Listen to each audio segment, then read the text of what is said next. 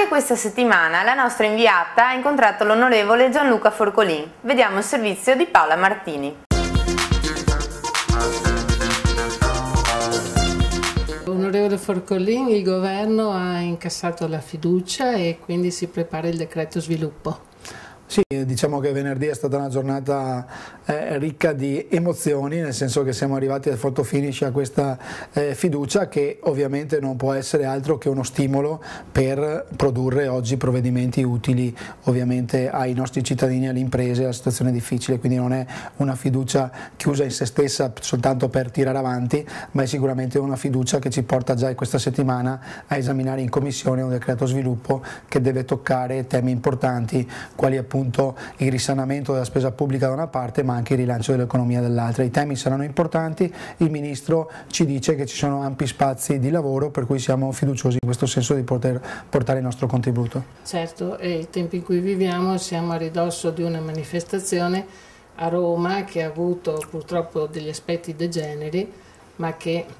era improntata appunto sui problemi di un malessere. Sì, in effetti bisogna stare attenti a questi tipi di interventi perché poi portano veramente a uscire dalle righe come è successo nel fine settimana e quindi mi rammarica anche un po' che le forze politiche sempre il giorno dopo esprimano all'unanimità il proprio dissenso da questo tipo di iniziative quando invece poi sono alcune forze politiche, lo sanno bene i diretti interlocutori di chi sto parlando, finanziano anche molte volte questi black bloc, queste associazioni che poi arrivano dai centri sociali e quindi vengono alimentate direttamente dai partiti, per cui oggi è una manifestazione di solidarietà che sicuramente ha poco di solidale se non quello di portare la nostra solidarietà vera nei confronti delle forze dell'ordine che molto spesso per poco più di una manciata appunto di risorse che è il loro stipendio mettono a repentaglio la vita umana e le loro famiglie. Lei sta parlando di solidarietà e questo riporta il discorso invece in ambito locale dove come sindaco lei ha avuto questo inizio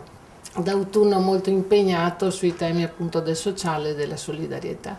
Sì, abbiamo avuto un fine settimana appunto all'insegna della solidarietà con la nona festa dell'Avis di Musile dove è stata intitolata la sezione Avisina appunto a Leonida Muffato, un grande presidente che per 3 mandati consecutivi ha guidato appunto l'Avis di Musile e ci ha visti coinvolti appunto sabato in questa bella festa all'insegna del donare che è il termine più appropriato insomma per tutti gli avisini ma anche un messaggio importante per gli altri cittadini che non sono attualmente donatori ma potrebbero esserlo. Giustamente. La sezione dell'Avis a Musile dove si trova? È in piazzetta appunto del donatore ed è presso il centro anziani, quindi un'importante sede, oltre 300 iscritti dobbiamo anche dire, per cui un'importante risorsa che il Basso Piave che Musile dà a questo territorio all'insegna del dono. Bene, ringraziamo l'onorevole Forcolin, nonché sindaco di Musile, per essere stati con noi ancora una volta. Grazie a voi.